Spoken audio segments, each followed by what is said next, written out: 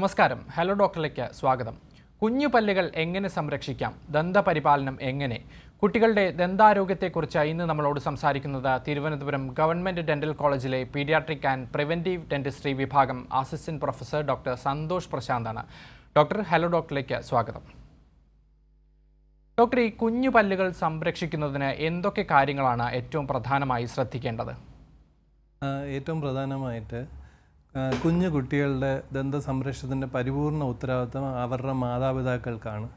അപ്പോൾ എന്താ ചെയ്യേണ്ടതെന്ന് വെച്ച് കഴിഞ്ഞാൽ ഭക്ഷണം കഴിച്ച ഉടൻ വാ കഴിക്കുക, പിന്നെ സ്കൂളിൽ വിട്ടാലും സ്കൂളിൽ കുട്ടികളെ നോക്കുന്നവരുടെ അടുത്ത് അത് പറയുക, പിന്നെ രാവിലെയും രാത്രിയും ബ്രഷ് ചെയ്യുക, അങ്ങനെ കുറേ കാര്യങ്ങൾ ശ്രദ്ധിച്ചിട്ടാണ് അത് മുന്നോട്ട് പോകേണ്ടത്. ശരി, വ്യക്തമാണ് ഡോക്ടർ. ഡോക്ടർ, ഈ കുട്ടികളിൽ സാധാരണയായി വരുന്ന ദന്തരോഗങ്ങൾ എന്തൊക്കെയാണ്? അതുപോലെ തന്നെ എങ്ങനെയാണ് ഇവയൊക്കെ തടയാനായി സാധിക്കുന്നത്? ഏറ്റവും സാധാരണയായി കാണുന്നത് ദന്തക്ഷയമാണ്, പല്ലിൻ്റെ പോഡ് എന്നൊക്കെ പറയുന്നത്. പിന്നെ മോണരോഗമാണ്. അപ്പോൾ പല്ലിൻ്റെ ക്ഷതം കുഞ്ഞു പിള്ളേരിൽ ആദ്യമായി കണ്ടുവരുന്ന 6 മാസം മുതലാണ് ആദ്യത്തെ പല്ലുകൾ മുളയ്ക്കുന്നത്. അതിനുശേഷം ഒരു 2.5 വയസ്സ് വരെ പല്ലുകൾ എല്ലാം ഉണ്ടായി വരും. അപ്പോൾ അത് ശ്രദ്ധിച്ചില്ല എന്നുണ്ടെങ്കിൽ ചെറിയ കേട് തന്നെ തുടങ്ങും. ആ കേട് തുടങ്ങുന്നത് എങ്ങനെയാണെന്ന് പറഞ്ഞാൽ പല്ലിൻ്റെ ചെറിയ കളർ വ്യത്യാസം വരും. ഒരു വെള്ള കളർ, അത് പിന്നെ ബ്രൗൺ ആയി, പിന്നെ അത് പോഡിലോട്ട് തുടങ്ങും. പിന്നെ മോണരോഗം എങ്ങനെയാണെന്ന് വെച്ചാൽ ഇത് ബ്രഷ് ചെയ്ത് അല്ലെങ്കിൽ സൂക്ഷിക്കുന്നത് നന്നായിട്ടല്ല എന്നുണ്ടെങ്കിൽ ഈ പ്ലാക്ക് അല്ലെങ്കിൽ കാൽക്കുലസ് എന്ന് പറയുന്ന ഒരു മഞ്ഞ കളറിലെ കട്ടിയുള്ള പദാർത്ഥം ആ മോണയിൽ അടിയുകയും മോണയും പല്ലിൻ്റെ ഇടയിൽ അടിയുകയും മോണ വീക്കം വരികയും ബ്രഷ് ചെയ്യുമ്പോൾ ബ്ലീഡ് ചെയ്യുകയും ചെയ്യാറുണ്ട്. വ്യക്തമാണ് ഡോക്ടർ. ഡോക്ടർ, ഈ കുട്ടികൾക്കുണ്ടാകുന്ന വീഴ്ച, അപകടങ്ങൾ, ഇതിലൊക്കെ ഉണ്ടാകുന്ന മുഖത്തിനും പല്ലിനുമൊക്കെ ഉണ്ടാകുന്ന ക്ഷതം, ഇതിനെയൊക്കെ എങ്ങനെയാണ് മാനേജ് ചെയ്യാനായിട്ട് സാധിക്കുന്നത്? ഇത് ഏറ്റവും നമ്മൾ പ്രാക്ടീസ് ചെയ്യുമ്പോൾ ഏറ്റവും ബുദ്ധിമുട്ട് അനുഭവിക്കുന്ന ഒരു കാര്യമാണ്. കാരണം 7 വയസ്സിലായാലും 8 വയസ്സിലായാലും ഒരു അപകടം നടന്ന് വീഴ്ചയിലോ ആക്സിഡൻറ്റ് കേസിലോ ഒക്കെ വരുമ്പോൾ പല്ല് നഷ്ടപ്പെട്ട് വരാറുണ്ട്. പക്ഷേ മാതാപിതാക്കൾക്കോ ആ കണ്ടു നിൽക്കുന്നവർക്കോ അല്ലെങ്കിൽ സ്കൂളിൽ അതിർത്തോ പലപ്പോഴും അറിയില്ല ആ പല്ല് സ്ഥിരദന്തമായിരിക്കാം, അല്ലെങ്കിൽ അത് എന്ത് ചെയ്യണമെന്ന്. പലപ്പോഴും നമ്മുടെ കയ്യിൽ വരുമ്പോൾ ഈ പല്ല് കളഞ്ഞിട്ടായിരിക്കും വരിക. അപ്പോൾ അങ്ങനെയൊക്കെ വരുമ്പോൾ ആ പല്ല് പിന്നെ ഒരു മിൽമ പാലോ അതോ തിളപ്പിച്ചാറ്റിയ പാലിലോ ഇട്ട് കൊണ്ടുവരിക. എന്നിട്ട് എത്രയും പെട്ടെന്നൊരു ഡോക്ടറിനെ സമീപിക്കുക. പിന്നെ പോരാത്തതിന് ഈ മോണയിലോ മുഖത്തോ ഒക്കെ ക്ഷതം വരും. അത് ചിലപ്പോൾ നമ്മൾ തുന്നലിടേണ്ടതായിട്ട് വരും, അല്ലെങ്കിൽ എല്ലിന് പൊട്ടലുണ്ടാവും, ആ പൊട്ടൽ അഡ്രസ്സ് ചെയ്യേണ്ടി വരും. പിന്നെ ചിലപ്പോൾ അകത്ത് തന്നെ ബ്ലീഡിങ് ഉണ്ടാവാം, അത് ചിലപ്പോൾ CT സ്കാൻ എടുക്കേണ്ടി വരും. അതുകൊണ്ട് ഒരു വീഴ്ച ഉണ്ടായിക്കഴിഞ്ഞാൽ എത്രയും പെട്ടെന്ന് ഒരു ഡോക്ടറിനെ സമീപിക്കുക, ആവശ്യമായ ചികിത്സ തേടുക. അല്ലെങ്കിൽ എന്താ പറ്റുക എന്ന് പറഞ്ഞാൽ ആ ചികിത്സയുടെ വൈകിച്ചാൽ ചികിത്സയുടെ സങ്കീർണത വർദ്ധിപ്പിക്കും. വ്യക്തമാണ് ഡോക്ടർ. അതുപോലെ തന്നെ മറ്റൊരു ചോദ്യം, ഈ പല്ലുകൾ നിരതെറ്റുന്നത് കുട്ടികളിൽ അത് നേരത്തെ കണ്ടെത്തി ഇതിനെ തടയാനായിട്ട് സാധ്യമാണോ?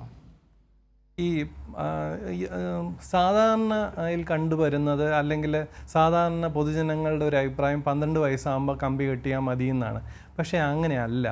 പല കുട്ടികൾക്കും അതായത് മുച്ചുണ്ട്, ക്ലെഫ്റ്റ് ലിപ്പ്, ക്ലെഫ്റ്റ് പാലറ്റ്, അങ്ങനത്തെ ചില കണ്ടീഷനുണ്ട്. ആ കണ്ടീഷനുകളിലൊക്കെ 3 മാസം 4 മാസം മുതൽ തന്നെ, കുഞ്ഞ് ജനിച്ച് 3 മാസം 4 മാസം മുതൽ തന്നെ അത് തുടങ്ങേണ്ടതായിട്ടുണ്ട്. പിന്നെ അല്ലാത്ത കുഞ്ഞുങ്ങൾക്ക് ഒരു 3 വയസ്സ്, ചില കുഞ്ഞുങ്ങൾക്ക് 3 വയസ്സിലും 4 വയസ്സിലും ഒക്കെ വിരൽ കുടിക്കുന്ന സ്വഭാവം ഉണ്ടാവും, അല്ലെങ്കിൽ നഖം കടിക്കുന്ന സ്വഭാവം ഉണ്ടാവും. ചില കുഞ്ഞുങ്ങൾക്ക് വാ തുറന്നുറങ്ങുന്ന സ്വഭാവം ഉണ്ടാവും. അപ്പോൾ ഇതൊക്കെ ചെയ്യുമ്പം സംഭവിക്കുന്നത് എന്താണെന്ന് വെച്ച് കഴിഞ്ഞാൽ മുകളിലത്തെ താടിയും കീഴ്ത്താടിയും ഒക്കെ അതിൻ്റെ ഒരു അലൈൻമെൻറ്റ് വ്യത്യാസം വരും, അതിൻ്റെ ഒരു അറേഞ്ച്മെൻറ്റ് വ്യത്യാസം വരും, പല്ല് ഉന്തി വരികയൊക്കെ ചെയ്യും. അത് സമയാസമയത്ത് ചികിത്സിക്കുന്നത് വളരെ നല്ലതായിരിക്കും. ശരി ഡോക്ടർ, ഈ കുട്ടികളിൽ എങ്ങനെയാണ് പല്ല് കൃത്യമായ രീതിയിൽ വൃത്തിയായിട്ട് സൂക്ഷിക്കേണ്ടത്? അതോടൊപ്പം തന്നെ എങ്ങനെയാണ് ഈ കുട്ടികൾ ശരിയായ രീതിയിൽ ബ്രഷ് ചെയ്യേണ്ടത്? ഞാൻ തുടക്കത്തിൽ പറഞ്ഞു, അതായത് ഈ മാതാപിതാക്കൾക്കാണ് കുഞ്ഞുങ്ങളുടെ ദന്ത സംരക്ഷണത്തിന് പരിപൂർണ ഉത്തരവാദിത്വം. കാരണം പല്ല് 6 മാസം മുതൽ വരും. പല്ല് 6 മാസം മുതൽ വരും. കുഞ്ഞുങ്ങൾ ഒരു 1.5-2 വയസ്സ് വരെ മുലപ്പാൽ കുടിക്കും, അല്ലെങ്കിൽ കുപ്പിപ്പാൽ കുടിക്കും. അപ്പോൾ എന്താ പ്രശ്നം പറ്റുക എന്ന് പറഞ്ഞാൽ, രാത്രിയൊക്കെ പാല് കുടിച്ച് കുഞ്ഞുങ്ങൾ ഉറങ്ങും. അപ്പോൾ ആ മധുരം രാത്രി തങ്ങി നിന്ന് പല്ല് കേട് തുടങ്ങും. അപ്പോൾ എന്താ ചെയ്യേണ്ടതെന്ന് വെച്ച് കഴിഞ്ഞാൽ, ഈ ഒരു 6 മാസം ഒക്കെ നമുക്ക് 6 മാസം വരെയുള്ള കുഞ്ഞുങ്ങൾക്ക് നല്ല വൃത്തിയുള്ള തുണിയിട്ട് വായ്ക്കകത്ത് തുടച്ചെടുക്കാം. അപ്പോൾ അതൊരു കോട്ടിങ്ങോ അല്ലെങ്കിൽ ഫംഗൽ വായ്ക്കകത്ത് ഫംഗൽ കാൻഡിഡിയാസിസ് എന്നൊക്കെ പറയും, അത് ഉണ്ടാവാതെ ഇരിക്കാൻ അത് ഗുണം ചെയ്യും. പിന്നെ 6 മാസം മുതൽ നമുക്ക് ഒരു വിരലണിയാൻ പറ്റുന്ന ചെറിയ ബ്രഷ് കിട്ടും, അത് ഇട്ട് നമുക്ക് ബ്രഷ് ചെയ്ത് തുടങ്ങാം. എന്നിട്ട് ഒരു 2-2.5 വയസ്സ് വരെ നമുക്ക് ബ്രഷ് ചെയ്യാം. പേസ്റ്റ് ഉപയോഗിക്കാൻ പാടില്ല ഒരു 2.5-3 വയസ്സ് വരെ. കാരണം പേസ്റ്റ് ആ 2.5-3 വയസ്സ് വരെയൊക്കെ ഉപയോഗിച്ച് കഴിഞ്ഞാൽ അവരത് കുടിച്ചിറക്കാൻ സാധ്യതയുണ്ട്. അപ്പോൾ അവരെ അതിന് ശേഷം പിന്നെ 3 വയസ്സൊക്കെ ശേഷം ബ്രഷ് ചെയ്ത് പേസ്റ്റ് ഉപയോഗിച്ച് ബ്രഷ് ചെയ്ത് സൂക്ഷിക്കുക. ഒരു 2.5-3 വയസ്സാകുമ്പോൾ കുഞ്ഞുങ്ങൾ ബ്രഷ് ചെയ്യാൻ അവർ ബ്രഷ് വാങ്ങിച്ച് ചെയ്യാൻ ശ്രമിക്കുക, അത് നല്ലതാണ്. പക്ഷേ മാതാപിതാക്കളുടെ മേൽനോട്ടം വേണം, അത് ശരിയായാണോ ബ്രഷ് ചെയ്യുന്നത് എന്നൊക്കെ ഉറപ്പ് വരുത്തണം. ശരി ഡോക്ടർ, ഈ കുട്ടികൾ ഈ ചോക്ലേറ്റും അതുപോലുള്ള മധുരവും ഒക്കെ കഴിച്ചിട്ട് ഈ പല്ലുകൾ വൃത്തിയാക്കാത്തത് കൊണ്ട് പല്ലിൽ പോടുകൾ വരുന്നത് സാധാരണമാണ്. അതുപോലെ തന്നെ ഈ ദന്തക്ഷയം ഉണ്ടാകാതിരിക്കാനായിട്ട് കുട്ടികളായിരിക്കുമ്പോൾ തന്നെ എന്തൊക്കെ പ്രതിരോധ മാർഗങ്ങളാണ് സ്വീകരിക്കാനാവുന്നത്? എപ്പോഴാണ് ഇതിന് ചികിത്സ തേടേണ്ടത് ഡോക്ടർ? ഈ ചോക്ലേറ്റ് പോലുള്ള പദാർത്ഥങ്ങളുടെ പ്രത്യേകത എന്ന് പറഞ്ഞാൽ വളരെ അത് ഒട്ടിപ്പിടിക്കുന്ന ടൈപ്പ് ഒരു ഭക്ഷണ പദാർത്ഥമാണ്. അപ്പോൾ അവ വളരെ മധുരം കൂടുകയും അങ്ങനത്തെ ഒരു നേച്ചറുമായിട്ടുള്ള പദാർത്ഥം ഒട്ടിയിരുന്ന് കഴിഞ്ഞാൽ അത് ഇളകിപ്പോവില്ല, സാധാരണ വാ കഴിയാന്ന് ഇളകിപ്പോവില്ല, അത് ബ്രഷ് തന്നെ ചെയ്യേണ്ടി വരും. പിന്നെ വേറൊരു കാര്യം, ചെറിയ കേട് തുടങ്ങുമ്പോൾ തന്നെ ഒരു ഡോക്ടറിനെ സമീപിച്ച് അത് ആ പല്ലിൻ്റെ പോടൊക്കെ അടയ്ക്കുന്നതാണ്. പിന്നെ വേദനയോ വീക്കോ ഒക്കെ വരുന്നത് ഒഴിവാക്കാനോ, അല്ലെങ്കിൽ വളരെ ഇൻഫെക്ഷനൊക്കെ ആണെങ്കിൽ പിന്നെ പല്ലെടുത്ത് കളയാനേ സാധിക്കുകയുള്ളൂ. അപ്പോൾ അതൊക്കെ ഒഴിവാക്കാൻ വളരെ നേരത്തെ തന്നെ ചികിത്സയൊക്കെ തേടുന്നതായിരിക്കും നല്ലത്. വ്യക്തമാണ് ഡോക്ടർ. ഒരു കുഞ്ഞിനെ എപ്പോഴാണ് ഒരു ഡെന്റിസ്റ്റിൻ്റെ അടുത്തേക്ക് ആദ്യമായിട്ട് കൊണ്ടുവരേണ്ടത് ഡോക്ടർ? ശരിക്കും പറഞ്ഞാൽ ഈ ഗർഭാവസ്ഥയിൽ തന്നെ പ്രീനേറ്റൽ കൗൺസിലിംഗ് എന്ന് പറയുന്ന ഒരു സംഗതി ഉണ്ട്, വിദേശത്തൊക്കെ ഉണ്ട്. അപ്പം അതിൽ നേരത്തെ എങ്ങനെ ഒരു കുഞ്ഞ് വരുമ്പോൾ എന്തൊക്കെ നമ്മൾ ആൻറ്റിസിപ്പേറ്റ് ചെയ്യണം, എന്തൊക്കെ രീതിയിൽ കെയർ കൊടുക്കണം എന്നൊക്കെ ഉള്ള കാര്യങ്ങൾ പഠിപ്പിക്കേണ്ടതുണ്ട്. ശരിക്കും പറഞ്ഞാൽ ആദ്യത്തെ പല്ല് വന്ന് ഉടൻ തന്നെ കൊണ്ട് കാണിക്കുക എന്നുള്ളത്, ഒരു 6 മാസത്തിലെങ്കിലും കുഞ്ഞിനെ തുടക്കത്തിൽ തന്നെ കാണിക്കുക. വേറെ മറ്റ് കേടുപാടുകളൊന്നും ഇല്ലെങ്കിലും എല്ലാ 6 മാസം കൂടുമ്പോൾ ഒരു ശിശുദന്തരോഗത്തിനെ കാണിക്കുന്നതായിരിക്കും അഭികാമ്യം. അപ്പോൾ ഒരു ചെറിയ രീതിയിലുള്ള ചികിത്സയിൽ തീർക്കേണ്ടതെല്ലാം നമുക്ക് അങ്ങനെ തന്നെ തീർക്കാൻ പറ്റും. മറ്റത് കുറേ കാലം അത് കൂട്ടി വെച്ചിരുന്നിട്ട് സങ്കീർണതയിലോട്ട് പോവാതെ നോക്കാൻ പറ്റും. ശരി ഡോക്ടർ, ഈ തീരെ ചെറിയ കുട്ടികളിലെ ദന്ത സംരക്ഷണത്തെക്കുറിച്ച് ഒന്ന് വിശദമായിട്ട് പറഞ്ഞു തരാൻ സാധിക്കുമോ ഡോക്ടർ? അതിൻ്റെ കുറച്ച് കാര്യങ്ങൾ ഞാൻ മുന്നേ പറഞ്ഞായിരുന്നു. അപ്പോൾ ഈ കുഞ്ഞുങ്ങളുടെ ഒരു കോട്ടിങ് കണക്ക് വരും, വെള്ള കോട്ടിങ് കണക്ക് ഒരു 6 മാസം മുന്നേ ഒക്കെ വരും, നാക്കിലും ഒക്കെ വരും. അതിന് കാൻഡിഡിയാസിസ് പോലുള്ള ഫംഗൽ രോഗങ്ങളൊക്കെ ആവാൻ സാധ്യതയുണ്ട്. അപ്പോൾ അതൊക്കെ ഒരു തിളപ്പിച്ചാറ്റിയ വെള്ളം വെച്ച് നല്ല വൃത്തിയുള്ള തുണിയിട്ട് പ്രതലങ്ങളെല്ലാം തുടച്ച് വൃത്തിയാക്കുക. പിന്നെ പല്ലെല്ലാം ബ്രഷ് ചെയ്ത് കൊടുക്കുക. പിന്നെ നാക്ക് പേസ്റ്റ് ഇല്ലാതെ ബ്രഷ് ചെയ്ത് കൊടുക്കുക. ടങ് ക്ലീനർ ഇപ്പോൾ ഉപയോഗിക്കാറില്ല, അത് കേടാണെന്നാണ് പഠനങ്ങൾ സൂചിപ്പിക്കുന്നത്. അതുകൊണ്ട് ബ്രഷ് തന്നെ ചെയ്ത് കൊടുക്കുക. എന്നിട്ട് കുറച്ചുകൂടെ ആകുമ്പോൾ കുഞ്ഞുങ്ങൾ 8, 9, 10 വയസ്സൊക്കെ ആകുമ്പോൾ നമുക്ക് ഡെൻ്റൽ ഫ്ലോസിങ് എന്ന് പറഞ്ഞാൽ, അതായത് ഒരു 4 കണക്കുള്ള ഒരു ഇൻസ്ട്രുമെൻ്റ് ഉണ്ട്. അത് പല്ലിൻ്റെ ഇടയിലുള്ള പല്ലിൻ്റെ ഇടയിലുള്ള ഭക്ഷണത്തിൻ്റെ അവശിഷ്ടവും അതും ഇതൊക്കെ മാറ്റാൻ നമ്മളെ സഹായിക്കുന്നു. അത് നമുക്ക് മെഡിക്കൽ സ്റ്റോറുകളിലൊക്കെ ലഭ്യമാണ്. അത് കുറച്ചുകൂടി ആകുമ്പോഴാണ് അത് ചെയ്തു കൊടുക്കേണ്ടത്. അപ്പോൾ എന്ന് പറഞ്ഞാൽ നമുക്ക് ബ്രഷ് ചെയ്യുമ്പോൾ നമുക്ക് കാണുന്ന വശത്തെ മുന്നത്തെ വശത്തും അകത്തെ വശത്തും ഉള്ളതാണ് റിമൂവ് ചെയ്യുന്നത്. എന്നാൽ രണ്ട് പല്ലിൻ്റെ ഇടയിലുള്ളത് മാറ്റാൻ വേണ്ടി ഡെൻ്റൽ ഫ്ലോസ് തുടങ്ങിയ ഇൻസ്ട്രുമെൻ്റ് തന്നെ ഉപയോഗിക്കേണ്ടി വരും.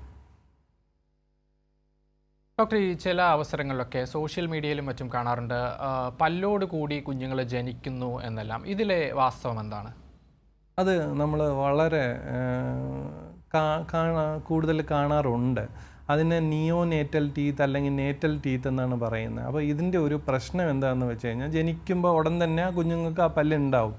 അപ്പോൾ അത് ഉണ്ടാവുമ്പോൾ അതിൻ്റെ വേരൊന്നും ഫോം ചെയ്ത് കാണത്തില്ല, അത് ഇളക്കം കാണാം. അപ്പോൾ അതിൻ്റെ 1-2 പ്രശ്നങ്ങളെന്ന് പറഞ്ഞാൽ മുലയൂട്ടാൻ അതിന് ഭയങ്കര ബുദ്ധിമുട്ടായിരിക്കും. കാരണം ഈ പല്ല് 6 മാസത്തിലാണ് നോർമലി വരുന്നത്. അപ്പോൾ പല്ല് നേരത്തെ ഉണ്ടെങ്കിൽ ആ മുലയൂട്ടുമ്പോൾ അവിടെയൊക്കെ മുറിഞ്ഞ് കുഞ്ഞിൻ്റെ നാക്ക് മുറിഞ്ഞ് അങ്ങനെ അത് പാല് കുടിക്കാൻ പറ്റാത്തൊരവസ്ഥയിലും കുഞ്ഞിന്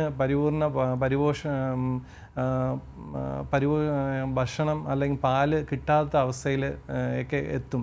അപ്പോൾ അത് ഒക്കെ നമുക്ക് നേരത്തെ കണ്ടിട്ട് ഒരു പീഡിയാട്രീഷ്യൻ്റെ കൺസെൻറ്റോടു കൂടി ആ പല്ല് നേരത്തെ എടുത്തു കൊടുക്കേണ്ടി വരും. വ്യക്തമാണ് ഡോക്ടർ. ഈ ചില കുട്ടികളിൽ പല്ലുകൾ വരാനായിട്ട് താമസിക്കാറുണ്ട്. അത് എന്ത് സാഹചര്യത്തിലാണ് ഇങ്ങനെ കണ്ടുവരുന്നത്? ആദ്യത്തെ പല്ല് വരുന്നത് 6 മാസം മുതലാണ്. പക്ഷേ നമ്മളൊരു മനുഷ്യൻ്റെ ഒരു വളർച്ച അനുസരിച്ച് ഓരോരുത്തരും ജനിതകമായിട്ടൊക്കെ വ്യത്യാസപ്പെട്ടിരിക്കുന്നതാണ്. ഒരു 3-4 മാസമൊക്കെ നമുക്കത് അനുവദിക്കാം. ഒരു വയസ്സ് വരെ പല്ല് വന്നിട്ടില്ലെങ്കിൽ നമുക്ക് അതിൻ്റെ കാരണങ്ങൾ അന്വേഷിക്കേണ്ടി വരും. അതായത് ചിലപ്പോൾ ചെറിയ തൈറോയിഡിൻ്റെ ഇഷ്യൂവോ അല്ലെങ്കിൽ വളർച്ചയായിട്ട് എന്തെങ്കിലും ബന്ധപ്പെട്ട കാര്യങ്ങളോ എന്തെങ്കിലും ഉണ്ടെങ്കിൽ അതൊക്കെ നമുക്ക് റൂൾ ഔട്ട് ചെയ്യുക. ഒരു പീഡിയാട്രീഷ്യൻ്റെ കൺസെൻറ്റോടുകൂടി നമുക്കത് ചെയ്യാൻ പറ്റുന്നതാണ്. ഈ കുട്ടികളിലും മുതിർന്നവരും തമ്മിലുള്ള ചികിത്സാ മാർഗങ്ങളിലെ വ്യത്യാസം എന്തൊക്കെയാണ് ഡോക്ടർ, ഒന്ന് പറഞ്ഞു തരാമോ? ഒരു ഉദാഹരണത്തിന് പറഞ്ഞാൽ നമുക്കൊരു റൂട്ട് കനാൽ ട്രീറ്റ്മെൻറ്റ് എന്ന് പറയുന്ന ഒരു ചികിത്സാ വിധിയുണ്ട്. അതായത് പല്ല് വേദന തുടങ്ങിക്കഴിഞ്ഞാൽ അതിൻ്റെ അകത്തുള്ള മജ്ജയൊക്കെ എടുത്ത് കളഞ്ഞിട്ട് അതൊരു പദാർത്ഥം വെച്ച് അടച്ച് അതിനെ ക്യാപ്പിട്ട് സംരക്ഷിക്കുക എന്നുള്ളത്. ഈ റൂട്ട് കനാൽ ട്രീറ്റ്മെൻറ്റ് തന്നെ 2ആയിട്ടാണ് ചെയ്യുന്നത്. നമുക്ക് കുഞ്ഞുങ്ങളിലാണെങ്കിൽ ഈ പല്ല് ഒരു 10 വയസ്സൊക്കെ ആകുമ്പോൾ പോകേണ്ടതായിട്ടുണ്ട്. അപ്പോൾ അതിനനുസരിച്ച് അതെല്ലാം അലിഞ്ഞു പോകുന്ന ടൈപ്പിലുള്ള കാര്യങ്ങളായിരിക്കും ചെയ്യുക. എന്നാൽ മുതിർന്നവർക്ക് റൂട്ട് കനാൽ ട്രീറ്റ്മെൻറ്റിൽ നമ്മളത് ഒരിക്കലും പോവാതെ അവിടെ തന്നെ നിൽക്കേണ്ട രീതിയിലായിരിക്കും ചെയ്യേണ്ടി വരിക. പിന്നെ പല്ല് അടയ്ക്കുന്നതായാലും ആ ഒരു വളർച്ചയുടെയും ഒക്കെ കണക്കാക്കി മാത്രമേ ചെയ്യാം. വേറൊന്ന്, ഇംപ്ലാന്റ് പോലുള്ള ചികിത്സകളിൽ കുഞ്ഞുങ്ങളിൽ അധികം ചെയ്യാറില്ല. കാരണം ഇംപ്ലാന്റ് ഒരു 18 വയസ്സൊക്കെ ചെയ്യണം. അതായത് വളർച്ച പൂർണ്ണമായതിന് ശേഷമേ ഇംപ്ലാന്റൊക്കെ ചെയ്യാൻ പറ്റൂ. പിന്നെ പല്ല് വെച്ച് കൊടുക്കുന്നതായാലും ഇതെല്ലാം കുഞ്ഞുങ്ങളുടെ വ്യത്യാസമുണ്ട്. മറ്റൊന്ന്, ഈ പല്ല് കമ്പി ഇടുന്നത് അല്ലെങ്കിൽ താടി വളർച്ചയുമായിട്ട് ബന്ധപ്പെട്ട്, അതായത് കീഴ്ത്താടിയോ മേൽത്താടിയോ നോർമലായിട്ടല്ല ഇരിക്കുന്ന അങ്ങനത്തെ കുട്ടികളിൽ നമുക്ക് ഒരു 12-13 വയസ്സിന് മുന്നേ ഒക്കെ ആണെങ്കിൽ ആ താടി വളർച്ച ഒരു മോഡിഫൈ ചെയ്ത് നല്ല രീതിയിൽ കറക്റ്റ് ചെയ്യാൻ പറ്റും. പക്ഷേ നമുക്ക് 18 വയസ്സ് 19 വയസ്സൊക്കെ ആയിപ്പോയി കഴിഞ്ഞാൽ അത് പിന്നെ സർജറിയിലോട്ട് എത്തിക്കാൻ പറ്റുകയുള്ളൂ. വ്യക്തമാണ് ഡോക്ടർ. ഈ വേദനയെ ഭയന്ന് പലപ്പോഴും ഈ കുട്ടികൾക്ക് ഡോക്ടറെ കാണാനൊക്കെ പേടിയാണ്. ഈ വേദനയില്ലാത്ത ചികിത്സാ മാർഗങ്ങൾ ഇപ്പോൾ നിലവിലുണ്ടോ ഡോക്ടർ? ഈ ഒരു ശിശുദന്തരോഗ വിദഗ്ധൻ എന്ന നിലയിൽ നമ്മൾ ഏറ്റവും ചലഞ്ച് നേരിടുന്ന ഒരു കാര്യമാണ് അങ്ങ് ചോദിച്ചത്. അതായത് എങ്ങനെ വേദന ഇല്ലാതെ ചെയ്യാം. ഈവൻ മുതിർന്നവർക്കാണെങ്കിൽ ഒരു സൂചി കാണുന്നതാണ് ഏറ്റവും ഭയം ഉണ്ടാക്കുന്ന കാര്യം. പക്ഷേ ഇന്നത്തെ വളരെ അഡ്വാൻസ്ഡ് ആയിട്ടുള്ള ചികിത്സ ഇതിൽ വേദനരഹിതമായിട്ടുള്ള പല്ലെടുക്കുന്നതായാലും അല്ലെങ്കിൽ റൂട്ട് കനാൽ ട്രീറ്റ്മെൻ്റ് ആയാലും വേദന രഹിതമായിട്ടാണ് ചെയ്യാൻ പറ്റുക. പിന്നെ നൈട്രസ് ഓക്സൈഡ് സെഡേഷൻ എന്ന് പറയുന്ന ഒരു ഇതുണ്ട്. അതായത് നമ്മൾ ഇച്ചിരി ആങ്സൈറ്റിയൊക്കെ ഉള്ള കുഞ്ഞുങ്ങൾക്ക് ഒന്ന് റിലാക്സ് ചെയ്ത് ചെയ്യാൻ പറ്റും. പിന്നെ ഒട്ടും പറ്റാത്തവർക്കാണ് ജനറൽ അനസ്തീഷ്യയിലൊക്കെ നമ്മൾ ഇത് ചെയ്യുക, ദന്ത സംരക്ഷണം ചെയ്യുക. പക്ഷേ അതിനൊരു ക്രൈറ്റീരിയ ഉണ്ട്. അതായത് കുഞ്ഞുങ്ങൾക്ക് ആവശ്യമായ എല്ലാ ചികിത്സയും ഒറ്റ ഇതിൽ ആയിരിക്കും ജനറൽ അനസ്തീഷ്യയിൽ ചെയ്യുക. അല്ലാത്തത് പിന്നെ ഒരു സൈക്കോളജിക്കൽ നോൺ ഫാർമക്കോളജിക്കൽ മെത്തേഡ്സ് ഒക്കെ ഉണ്ട്. അതായത് നമ്മളൊരു റിലാക്സേഷനും കുഞ്ഞുങ്ങളുമായിട്ട് നന്നായിട്ട് സംസാരിച്ച് അവരുമായിട്ട് കമ്മ്യൂണിക്കേഷൻ ഉണ്ടാക്കി അവരൊക്കെ ഒരു കോൺഫിഡൻസ് ഉണ്ടാക്കി അവരുടെ അടുത്ത് കള്ളം പറയാതെ ഇരുന്ന് കുഞ്ഞ് ചെറിയ സ്റ്റെപ്പുകളായിട്ട് ഈ പ്രൊസീജിയർ മുന്നോട്ട് പോയിട്ട് എന്താണ് ചെയ്യണമെന്ന് വ്യക്തമായിട്ട് പറഞ്ഞു കൊടുത്ത് അങ്ങനെ ചെയ്തൊക്കെ കൊടുക്കാൻ പറ്റും. പിന്നെ ഒരു 3 വയസ്സിൽ താഴെയൊക്കെ കുട്ടികളൊക്കെ ആണെങ്കിൽ നമ്മൾ കരുതും അവർ വളരെ ബഹളം വയ്ക്കുകയും കരയുകയും ചെയ്യും. അല്ല, അവർക്ക് വേദനയൊന്നും ഇല്ലാതെ നമ്മൾ ലോക്കൽ അനസ്തീഷ്യ കൊടുത്ത് ചെയ്ത് കഴിഞ്ഞാൽ അവർ മിണ്ടായിരിക്കും. പക്ഷെ ഒരു 4-5 വയസ്സ് കുട്ടികൾ അവർ പേടി കാരണം, നമ്മൾ സ്ട്രേഞ്ചേഴ്സ് അല്ലെങ്കിൽ അപരിചിതമാണല്ലോ, അപ്പോൾ അതിൻ്റെ ഒരു പേടി കാരണം അവർ കരച്ചിലൊക്കെ ഉണ്ടാവാറുണ്ട്. അപ്പോൾ അങ്ങനെ നമുക്ക് പല രീതിയിൽ അതിനെ മാനേജ് ചെയ്യാം. ഡോക്ടർ, ഈ കുട്ടികളിൽ പാൽപ്പല്ലുകൾ പൊഴിയുന്ന സ്വാഭാവികമായിട്ടുള്ള പ്രായം എപ്പോഴാണ്? അതായത് ആദ്യത്തെ പല്ല് 6 മാസത്തിൽ വന്ന് 2.5 വയസ്സോടുകൂടെ പാൽപ്പല്ലെല്ലാം ഉണ്ടായി കഴിയും. എന്നിട്ടൊരു 6 വയസ്സ് മുതലാണ് താഴത്തെ മുന്നിലത്തെ ദന്തങ്ങളാണ് ആദ്യം പൊഴിയുന്നത്. പിന്നെ അത് പതുക്കെ ഒരു പുറകിലോട്ട് പോകുമ്പോൾ അകത്തെ പല്ലുകൾ 10-11 വയസ്സിലൊക്കെ ആകുമ്പോഴേക്കും പൊഴിയും. പക്ഷേ ഇങ്ങനെ പറഞ്ഞിരുന്നാലും ചില കുഞ്ഞുങ്ങൾക്ക് ഒരു 7.5 വയസ്സാകുമ്പോൾ തന്നെ അകത്തെ പല്ലുകൾ പൊഴിയാറുണ്ട്. അതിനുശേഷം നമ്മൾ 6 വയസ്സിൽ തന്നെ അകത്തെ പല്ല് ഏറ്റവും ബാക്കിലത്തെ സ്ഥിരദന്തം ഉണ്ടാവാറുണ്ട്. അപ്പോൾ പല മാതാപിതാക്കളും ചോദിക്കാറുണ്ട് അത് പാൽപ്പല്ലല്ലേ എന്ന്. പക്ഷേ അല്ല, 6 വയസ്സിൽ മുന്നത്തെ പല്ല് പൊഴിയുന്നത് കൂടെ തന്നെ ഏറ്റവും ബാക്കിൽ ഉള്ള സ്ഥിരദന്തങ്ങളും വരാറുണ്ട്. വ്യക്തമാണ് ഡോക്ടർ. അതുപോലെ തന്നെ ഈ പാൽപ്പല്ലുകൾക്ക് റൂട്ട് കനാൽ പോലെയുള്ള ചികിത്സ ചെയ്യേണ്ടതിൻ്റെ പ്രാധാന്യം എന്താണ്? അത് വളരെ നല്ല ചോദ്യമാണ്. അതായത് ഈ ഒരു കുഞ്ഞുങ്ങൾക്ക് ഒരു ബ്രെയിൻ ഡെവലപ്മെൻറ്റ് ഒരു 5 വയസ്സ് വരെയൊക്കെയാണ് 90% ബ്രെയിൻ ഡെവലപ്മെൻറ്റ് ഉണ്ടാവുന്നത്. അപ്പോൾ എന്താ സംഭവിക്കുന്നതെന്ന് വെച്ച് കഴിഞ്ഞാൽ പല്ലിന് വേദനയൊക്കെ ഉണ്ടെങ്കിൽ കുഞ്ഞുങ്ങൾ നല്ല ഭക്ഷണമൊന്നും കഴിക്കത്തില്ല. അപ്പോൾ ഇതിനെ വളർച്ചയെ നേരിട്ട് തന്നെ ബാധിക്കും. അപ്പോൾ ഈ ആ പാൽപ്പല്ല് വേദനയൊക്കെ ഉള്ളതാണെങ്കിൽ നമ്മളത് റൂട്ട് കനാൽ ചെയ്ത് നിർത്തേണ്ടതായിട്ടുണ്ട്. പിന്നെ വേറൊന്ന് 2 മുന്നത്തെ പല്ലുകൾ 2 വയസ്സ് വരെ 2 വയസ്സ് 1 വയസ്സിലൊക്കെ അവിടെ കേട് വന്ന് പെയിനായിട്ട് ഇരിക്കുകയാണെങ്കിൽ അതിനെ റൂട്ട് കനാൽ ചെയ്ത് ക്യാപ്പ് പോലെയൊക്കെ ചെയ്യണം. കാരണം എന്താണെന്ന് വെച്ചാൽ അവരുടെ ലാംഗ്വേജ് ഭാഷ ഡെവലപ്പ് ചെയ്യാൻ വളരെ ഇമ്പോർട്ടൻ്റ് ആണ്. മുന്നത്തെ ദന്തം പുറകിലത്തെ പല്ലുകൾ റൂട്ട് കനാൽ ചെയ്ത് നിർത്തേണ്ടതായിട്ടുണ്ട്. കാരണം ആ പല്ലൊക്കെ സ്ഥിരദന്തം 10 വയസ്സും 12 വയസ്സിലൊക്കെ വരത്തുള്ളൂ. അത് വരുന്നത് വരെ സംരക്ഷിച്ചില്ല എന്നുണ്ടെങ്കിൽ ആ ഒരു ഗ്യാപ്പ് അടഞ്ഞു പോയിട്ട് പുറകിലത്തെ പല്ല് മുന്നോട്ട് വന്ന് പിന്നെ വീണ്ടും ആ ചികിത്സയൊക്കെ ഒരു 13 വയസ്സിലൊക്കെ സങ്കീർണമായിട്ട് മാറിപ്പോകാൻ സാധ്യതയുണ്ട്. ശരി ഡോക്ടർ, വ്യക്തമാണ്. എന്തായാലും ഹലോ ഡോക്ടറിൻ്റെ ഇന്നത്തെ സമയം ഇവിടെ അവസാനിക്കുകയാണ്. ഇന്ന് കുട്ടികളിലെ ദന്ത സംരക്ഷണത്തെക്കുറിച്ച് നമ്മളോട് സംസാരിച്ചത് തിരുവനന്തപുരം ഗവൺമെൻറ് ഡെൻ്റൽ കോളേജിലെ പീഡിയാട്രിക് ആൻഡ് പ്രിവെൻറ്റീവ് ഡെൻറ്റിസ്ട്രി വിഭാഗം അസിസ്റ്റൻറ്റ് പ്രൊഫസർ ഡോക്ടർ സന്തോഷ് പ്രശാന്താണ്. ഡോക്ടർ, ഹലോ ഡോക്ടറിൻ്റെ സമയം പൂർണ്ണമാവുകയാണ്. നന്ദി.